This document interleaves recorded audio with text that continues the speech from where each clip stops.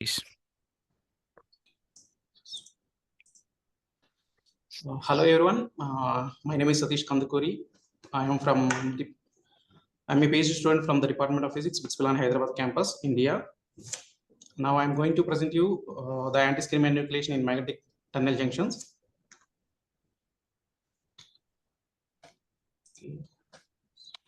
Sorry.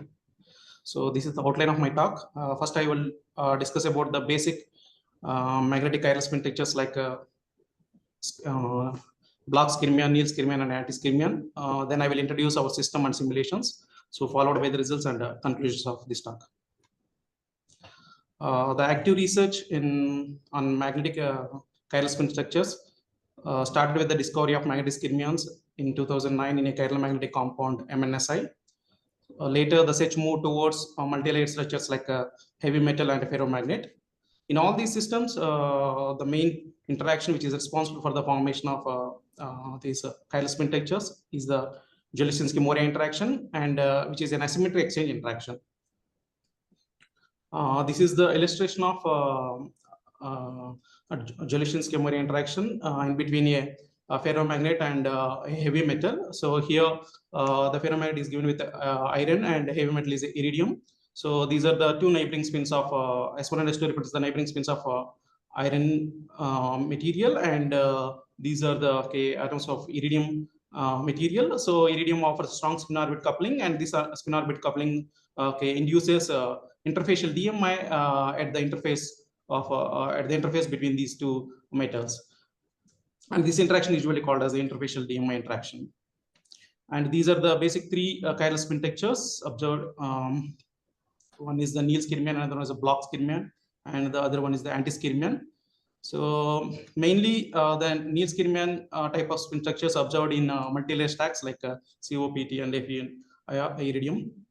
And the main reason for the existence of these spin textures is from the interfacial DMI. And the bulk compounds like MnSi and FEG are the chiral magnetic systems, so which has inversion symmetry and that offers a bulk DMI. And this one offers the formation of Bloch-Skyrmions. And the third one is the Antiskyrmion spin texture. So these spin textures requires anisotropy DMI for their existence, and these spin textures are observed in a type of Heisler compounds. And these spin textures are characterized by a parameter called the topological charge, or also called as a Skyrmion number or winding number. So which counts how many times the normalization vector m wraps the unit sphere. And for a ferromagnetic background, under the same ferromagnetic background, so the Neal-Skyrmion has a topological charge of 1, and even Bloch-Skyrmion also a same topological charge. But for Antiskyrmion spin texture, it is -1. The main difference among these spin textures can be understood by the spin orientation from the center of the spin texture to the edge of the spin texture. So in Neal type skyrmions, there are two possibilities. Either the spin orientation comes from the center to the edge, either radially inward or outward. And for blocks type of spin texture, it is either clockwise or anti-clockwise. And Antiskyrmion spin textures possess multi-chirality. It is something like alternative block and Neal walls. So the basic properties of these chiral spin textures, like the topological stability, nanometer size, and particle nature, so make them suitable for the energy efficient computing in spin transit field. So now I'll introduce our system. We have taken, this is a typical nanostructure of a magnetic tunnel junction.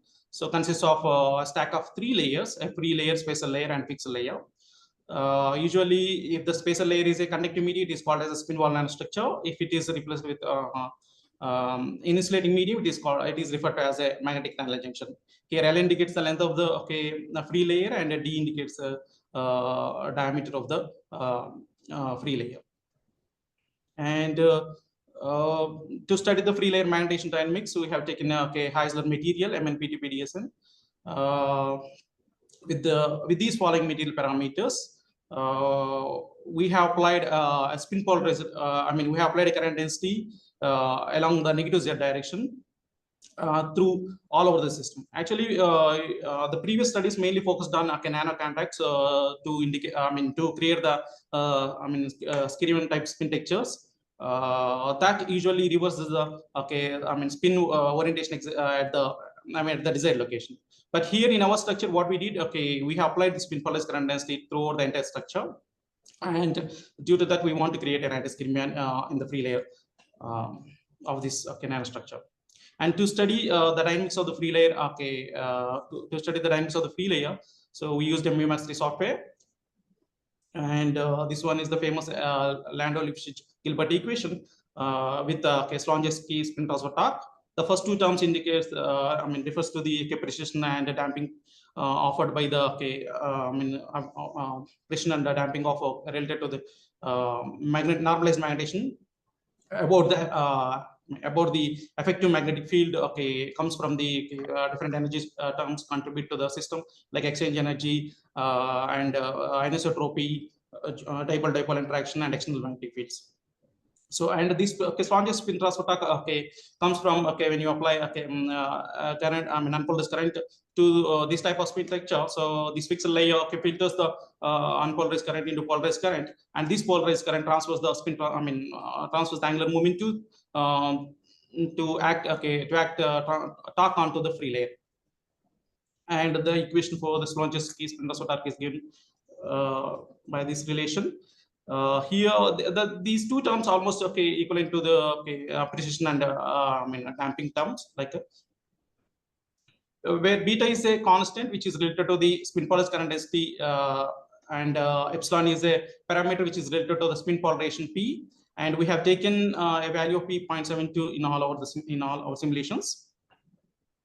And one can understand the free layer magnetation dynamics using this diagram.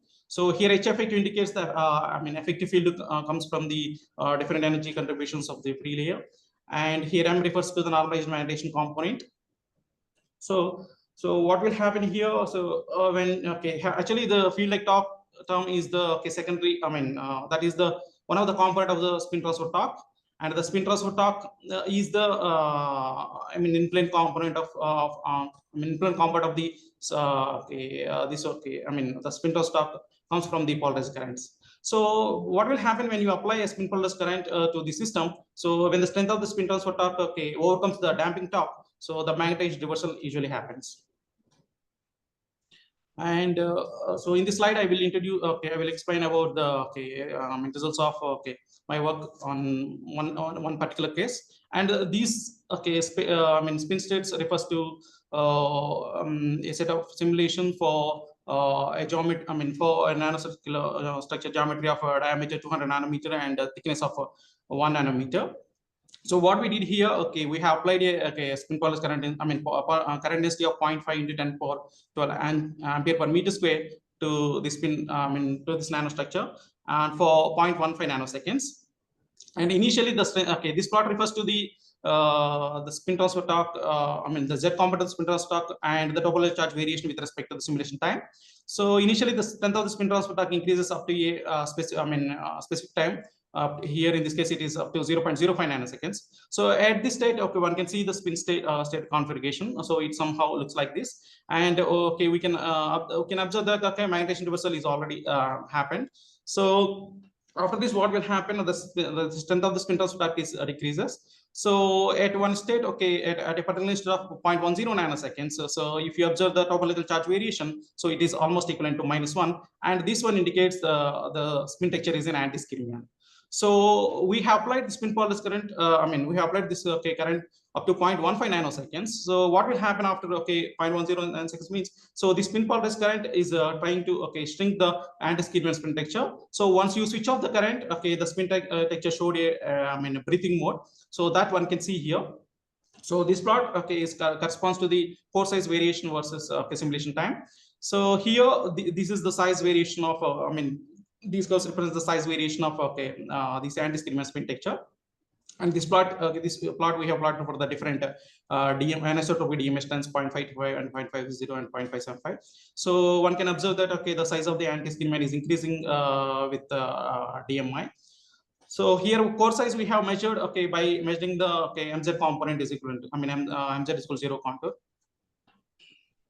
So the next one, what we did here, we have applied different current densities to the spin textures, and we want to see so how this Antiskyrmion formation happens. So and for a fixed DMI, the size of the Antiskyrmion is not very much. So it is we have observed almost it is coming in as a same value.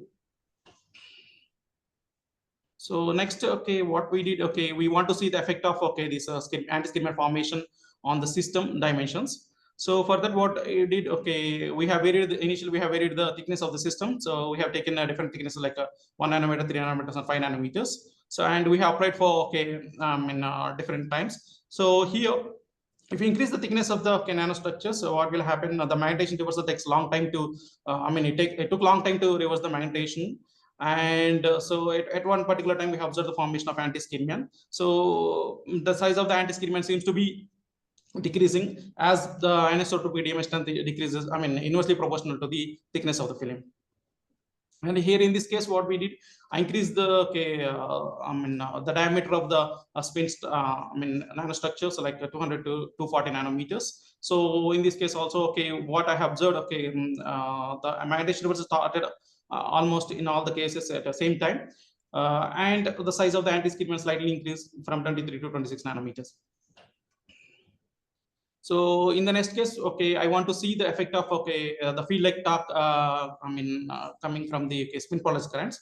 So for that, I have varied the related parameter epsilon prime. So I have taken infinite values of epsilon prime, and I have see I want to see the effect of this field like torque onto this Antiskyrmion formation. So what happened here? So when you increase the strength of this field epsilon prime, so what I have observed, initially it seems to be like it is minimizing the breathing effect. So once you after once the Antiskyrmion is formed, so in the relaxation it showed a type of breathing breathing mode. So it somehow minimize that breathing effect. So here this plot refers to the different spin pulse widths. Different current pulse width versus the current densities. So here, when the this field like torque strength increases. So what I have observed, the magnetation reversal happened earlier, and we have observed the stable Antiskyrmion formation. And these are the main conclusions of my work. So actually, what we have observed, stable Antiskyrmion nucleation observed through the magnetation reversal from the edges of the system, and the core size of the Antiskyrmion increased with the strength of the DMI and also the diameter of the system, but it decreases with the thickness of the system. That is due to the strength of the DMI is inversely proportional to the thickness of the system. So when the thickness of the film increases, a longer pulse width is required to nucleate the Antiskyrmion. So for a fixed current density. And the field like torque from spin polarized currents reduce the minimum current pulse width to form an Antiskyrmion, and also it's minimize the breathing effect. Thank you. Thank you a lot for your report. We have a time for very brief question. So if anyone has a question.